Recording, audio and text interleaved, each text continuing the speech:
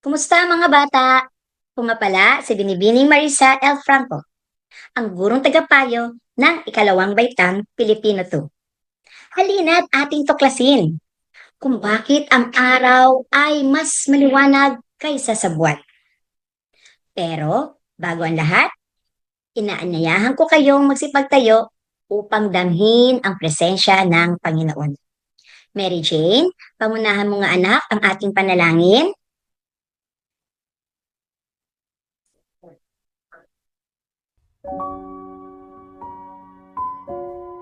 Panginoong Jesus, maraming salamat po sa lahat ng biyaya na ipinagkakaloob niyo sa amin sa araw-araw.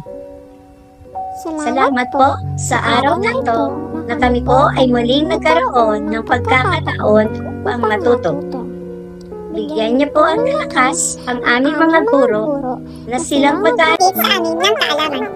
At nawa po ay tulungan niyo kami ng ating mga kamag-aral na maunawaan ng mabuti ang paraling ngayon. Patuloy po kayong maghari sa aming mga buhay. Ito po ang aming panalangin. Amen. God bless you. Maraming salamat sa iyo, Mary Jane. Maaari na po kayo magsipagupo. Ngayon sa pagtala ng mga liban sa klase, tinatawagan ko si Yuri upang bilangin kung ilang batang mag-aaral na lalaki ang pumasok ngayon. Yuri? Maraming salamat sa iyo, Yuri. Mahusay. Meron tayong 18 batang lalaki ang pumasok ngayon. Ikaw naman, Yumi. Ilang batang babae naman? Maraming salamat sa iyo, Yumi. Meron tayong batang babaeng 17 batang babaeng pumasok ngayon. Na meron tayong kabuang 35 batang mag-aaral na nagsipasok ngayon. Kaya, ang puso ni teacher ay masayang masaya. Bibigyan mo kayo ng good job ka. G-O-O-D. Good job! Okay. Natatandaan niyo pa ba? Bago tayo magsimula ng klase, tayo ay may tinatandaan. Anong salita yun? Mahusay. Ang salitang handa na. Ano nga ba ibig sabihin ng letra H sa handa na? Hayaang nakabukas ang ating mga kamera sa inyong cellphone o laptop at naka-unmute ang mikropono kung hindi tinatawag o kinakausap ng guro. Tandaan! Letrang A. Ayusin ang inyong sarili at siguraduhin walang aalis sa kinaupuan.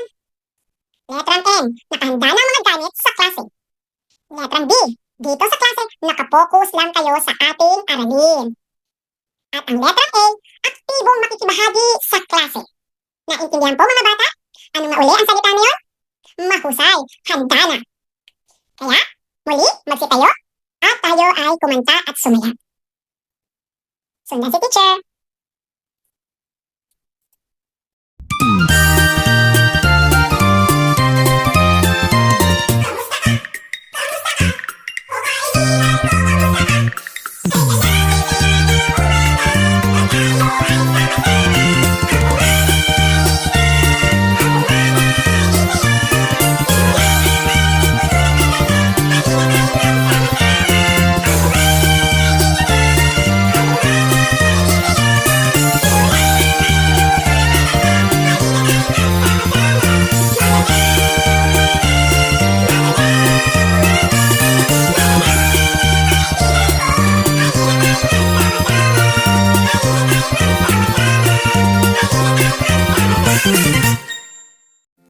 Okay, kuminga.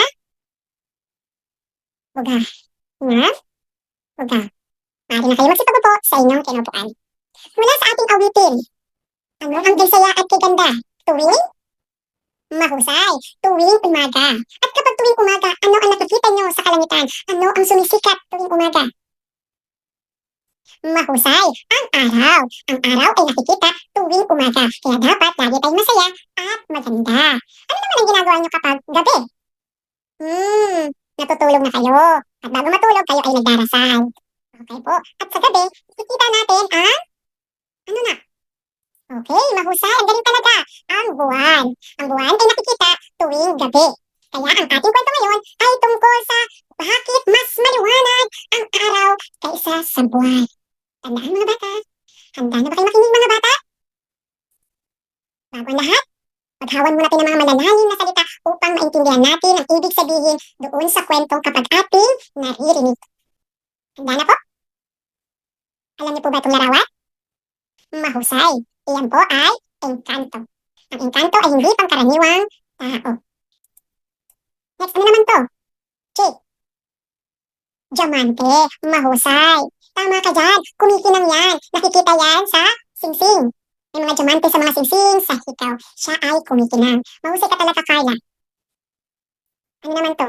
Tinapik ng guro ang kanyang ulo. Kapag tinatapik ka, ibig sabihin, ikaw ay paboritismo na iyong guro dahil sa iyong kagandahang kalooban. Pero ako sa inyo, wala akong paboritismo. Lahat kayo ay mahal ko.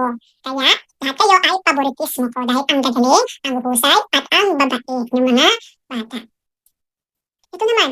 Ay, oo nga, kawawa nga siya. Wala nga siya makakain. So, anong tawag natin sa kanya? Mahusay ka dyan, Peter. Ang tawag sa kanya ay pulubi. Okay po? So, at alam na natin ang mga salita. Engkanto, pulubi. Yan. Ano pa yun? Diamante. Ano nga pa uli yun? Uli? Favoritismo. Kasi lahat kayo ay mahal ko. Walang favoritismo si teacher. O ngayon, handa na bang makinig? Kung bakit mas maliwanag ang araw kaysa sa buwan. Makinig at maupo ng maayos. Noong unang panahon, may isang engkanto, may dalawang napakagandang anak na babae. Araw ay mabait at may magandang disposisyon. Samantalang si Buwan ay masungit, mapangati, at malupit. Isang gabi, nang makitang sinasaktan ni Buwan ang nakakabatang kapatid, nanalangin ang engkanto sa Diyos para humingi ng tulong laban sa kanyang anak na pasaway. Sino nga nanakit? Okay, ang Buwan ang nanakit sa kanyang kapatid. Sino ang sinaktan niya? Ang araw, mahusay. Kanino nanalangin ang engkanto? Tama, mananalangin tayo sa Panginoong Diyos. Bago pa man nangyari ito, naghandog na ang Diyos ang dalawang mahalagang biyaya para sa dalawang magkapatid. Ang mga biyayang ito ay dalawang napakalaking diamante na kayang magbigay ng liwanag sa buong universo. Sino nga ba ang dalawang nagbigay ng diamante? Okay, ang Diyos. Ilang diamante ang binigay? Magaling. Dalawang diamante ang binigay para magliwanag sa buong universo. Nang marinig ang Diyos ang dasal ng engkanto, bumaba siya sa lupa. Nagsuot siya ng bilang pulubi. Sa kanyang paglalakbay, nakita niya kung gaano kasama ang ugali ni Buwan. At gaano naman kagiliw-giliw at mabait na si Araw. Sino ang masama? Ang Buwan. Sino naman ang mabait? Ang Araw, tama. At ano nga? Kagiliw-giliw pa. Sino ang nag-itsurang pulubi? Okay, ang Diyos. Bakit kaya siya nag-itsurang pulubi? Maayos, mahusay, ang galing talaga. Para hindi siya makilala na siya ang tunay na Diyos. Kaya tayo mga bata, nasa tabi lang natin ang Diyos. Kaya kung meron may gusto manghingi ng tulong, bigyan natin sila ng tulong. Ipagpatuloy natin ang ating kwento. Kaya, ibinigay ng Diyos ang diamante sa nakakatandang kapatid bilang gantimpala sa kanyang kabutihan. Kanino kayo binigay ang diamante? Kay Araw o sa Buwan? Mahusay, kay Araw. Galit na galit si Buwan sa paboritismo ng Diyos. Kaya, pumunta siya sa langit at nagnakaw ng isa pang mga diamante ng Diyos. Sino ang nagnakaw? Ang Buwan. Ano ang ninakaw niya? Ang diamante. Saan siya nagpunta para nakawin ng diamante? Sa kaharian ng langit. Nang bumalik siya sa lupa, kasama ang mahalagang bato, napagtanto niya na hindi kasing garang ng kay Araw ang kanyang nakaw na biyaya. Nakita niya hindi nagliliwanag ang kanyang kanyang diamante kasi ninakaw niya. Nang malaman ng Diyos ang ginawa ni Buwan, nagpadala siya ng dalawang anghel upang parusahan ito. Ilang anghel ang pinadala ng Diyos? Dalawa, mahusay. Ngunit, hindi ginampanan ng dalawang anghel ang kanilang misyon. Sa halip, sinakop nila ang dalawang kapatid at itinapon sa dagat. Sino ang tinapon sa dagat? Mahusay, ang dalawang magkapatid, ang Araw at ang Buwan. Pagkatapos, itinapon nila ang dalawang bato sa langit kung saan ito ay nakatanim. Saan nila hinagis ang dalawang bato? Kagaling naman! Sa langit. Ngunit, ang diamante ni Araw ay mas malaki at mas maliwanag kaysa sa Buwan. Sino ang mas maliwanag na liwanag? Ang Araw. At kasi sino ang hindi mas maliwanag? Mahusay, ang Buwan. Mula noon, ang mas malaking diamante ay tinawag na Araw o kamatayan. At ang mas maliit na diamante naman ay tinawag na Buwan. Ano nga ulit tinawag sa malaking diamante? Magaling, Araw. Yung maliit na diamante? Mahusay, ang Buwan. Okay, diyan nagtatapos ang ating maikling kwento. Ano nga ba ulit ang nating kwento? Bakit mas mahalaga, mas maliwanag ang araw kaysa kay Buwan? Sa inyong sariling karanasan, meron ba kayong kapatid? Kayo ba'y nag-aaway? Paminsan-minsan nag-aaway kayo dahil sa laruan. Pero, Huwag kayong mag-aaway. Pag-uusapan nyo, tapos magbibigayan kayo sa laruan kung sino tapos na, siya namang maglalaro para maging maayos sa inyong pagkakapatiran. Hindi kayo lagi dapat nagmamahalan. Okay po ba yung mga bata? Huwag niyong gagayahin si Buwan dahil lagi niyang inaaway si Araw. O sino naman sino nakaranas ng ninakaw yung kanyang lapis? Ng kaklase niya o ng kapatid niya? Meron po ba dito? Hindi ninakaw. Hiniram lang pero hindi naibalik. So, sasabihin mo sa kanya, classmate, ate, kuya, yung hiniram niyo pong lapis sa akin, maaari ko na po bang kunin? O gano'n mga bata, para inyong puso ay nagkikinang sa kagandahan asal. Okay ba yung mga bata? Okay, ayos. O ngayon, handa na ba kayo sa pagsasanay? Kilala niyo na ba si Araw at si Buwan? Kung kilala niyo, susubukan ko kayo ngayon. Handa na po ba? Handa na. Okay. Piliin kung ang ugali ay kay Araw at kay Buwan. Number 1. Carlo, masiyahin. Nagnanakaw. Mainggitin. Mapagbigay. Mabait. Kanino kayang ugali yan? Okay, Carlo, ikaw sa number 1. Masayahin. Okay. Araw, tingnan nga natin. Mahusay. Bigyan ng galing-galing clap si Carlo. 1, 2, 3. 1, 2, 3. Ang galing-galing mo. Next, ikaw naman, Marley. Nagnanakaw. Ano ang sagot mo? Ang Buwan, tingnan natin. Mahusay. Bigyan ng husay clap. 1, 2, 3. 1, 2, 3. Ang husay-husay mo. Number 3, ikaw naman, Yuri. Anong sagot mo?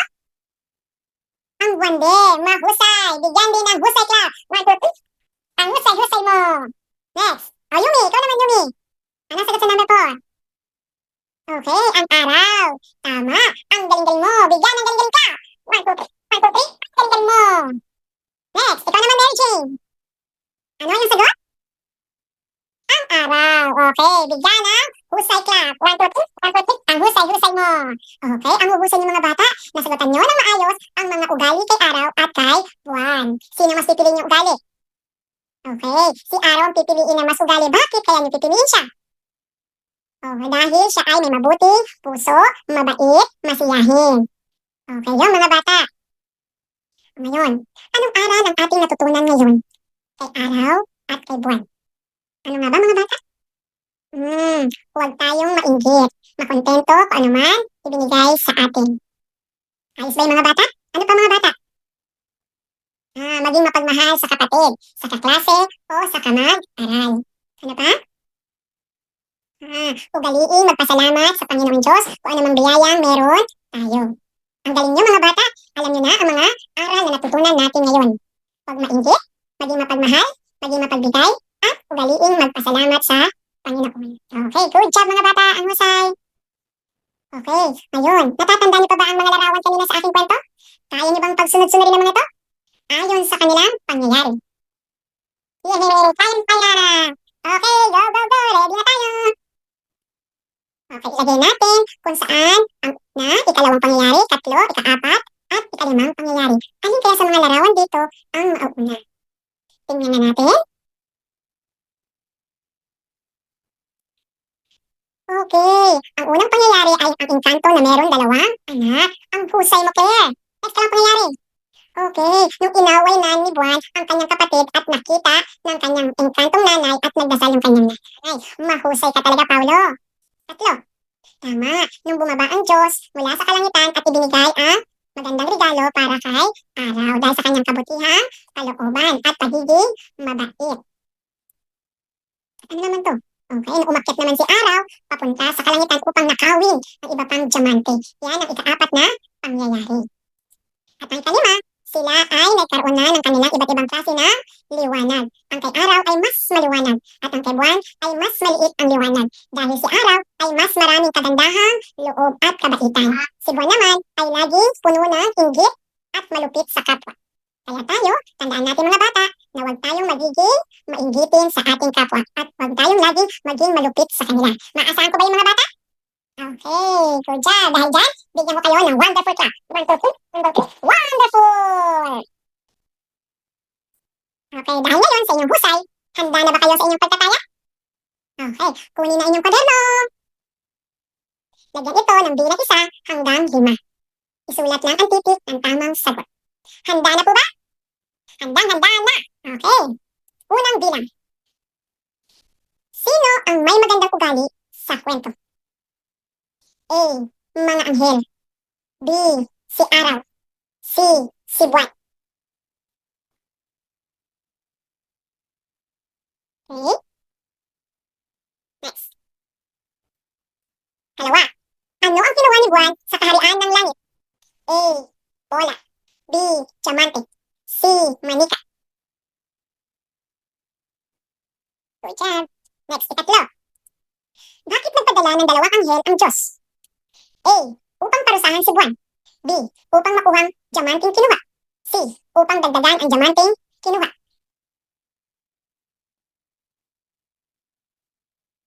Nahirapan ba kayo mga bata? Sige, bigyan po kayo ng ilang pang minuto.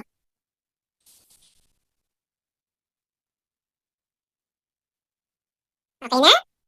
Magdadako na tayo sa ikaapat na bilang. Bakit ibinigay ng Diyos ang diamante kay araw? A. Dahil siya ang bunso. B. Dahil siya ang paborito ng engkanto. C. Dahil siya ay mabait at may magandang asal. Okay na po? Sige. Meron pang hindi nakakasagot. Bigyan kayo ng 10 segundo pa. Maingay, may aso. Pasensya na. Okay na? Okay, dako na tayo sa ikalima. Ano ang wakas ng kwento? Sa palagay nyo, ano ang wakas ng kwento natin? A. Tinawag na araw at buwan ang dalawang diamante. B. Nawala ang mga diamante. C. Pinatawad ni araw si buwan. Okay na mga bata? Okay, mahusay. Ngayon, magpalitan kayo ng papel sa inyong katabi. Magpalit kayo ng inyong kwaderno para checkan natin kung tama inyong mga sagot. Okay po ba? Nagpalitan na po ba?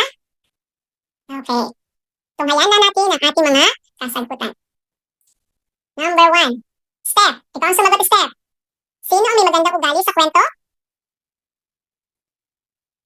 Okay, si araw. Letrang B. Ang sagot ay letrang B. Lahat ba kayo tama? Okay, kasi madali lang alam na alam niyo agad na si araw ang may mabuti ugali. Next, number 2. Ano ang kinuha ni buwan sa kaharian ng langit? Ikaw naman ang sumagot, Maria. Okay, mahusay. Letrang B din. Diamante. Okay, tama ba kayo lahat? Ang galing talaga ng mga estudyante ko, mahusay. Katamang lahat. Next, number 3. Bakit nagpadala ng dalawang anghel ang Diyos? A. Upang parusahan si buwan. Ikaw naman sumagot nito, Claudie. Okay. Upang parusahan si buwan. Kasi siya ay, ano po, malupit ang kanyang ugali at mainggitin. Hindi magandang kanyang ugali. Tama ba kayo? May mali ang iba. Okay lang yan. Kasi ang sinagot nyo ay letra B. Upang makuha ang diamanting kinuha.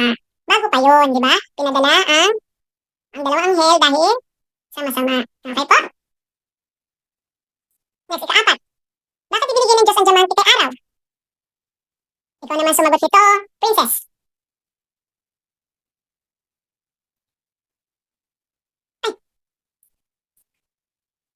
I'm sorry.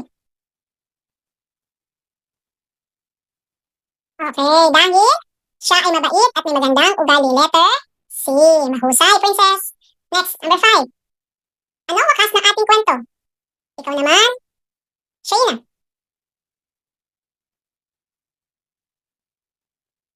Okay, tinawag na ng araw at buwan ang dalawang diamante. Letra A. Mahusay ang sagot. Ang sagot natin ay letrang A. Okay ba mga bata? Sino nakakuha ng 5 puntos? Itaas ang kamay. Okay, marami nakakuha ng 5 puntos. Sino naman nakakuha ng 4 na puntos? May 3 nakakuha ng puntos. 4 na nakakuha ng puntos. Next, sino naman nakatatlo? Wala na. Nakadalawa? Wala na rin. Nakaisa? Wala na rin. Okay, ang uhusay nyo mga bata, dahil dyan, bigyan ko kayo ng angel clap. 1, 2, 3. 1, 2, 3. Ulitin nga natin, angel clap. Dahil ang babait niya, ang gagaling nyo. 1, 2, 3. 1, 2, 3. 1, 2, 3. Angel clap. Okay. Okay, tapos sa ating aralin, punuli-muli ang ating kwaderno para sa ating takdang aralin. Sa tulong ng iyong magulang o guardian, kumuha ng kwento, babasahin nila, at ikaw iguguhit at kukulayan ang mga pangyayari sa kwento. Ilagay ito sa Oslo paper. Iguguhit mo ito sa Oslo paper. Okay po ba? Bago matulog mga bata, magpakwento kayo sa inyong magulang o guardian. O pwede kay ate, pwede kay kuya, o kay lolo at kay lola. Pwede kay tita at tito. Kung sino man ang tao dyan sa inyo, tahanan. Maliwanag ba yung mga bata? Okay, maliwanag. O, dyan na po nagtatapos ang ating aralin. Paalam mga bata!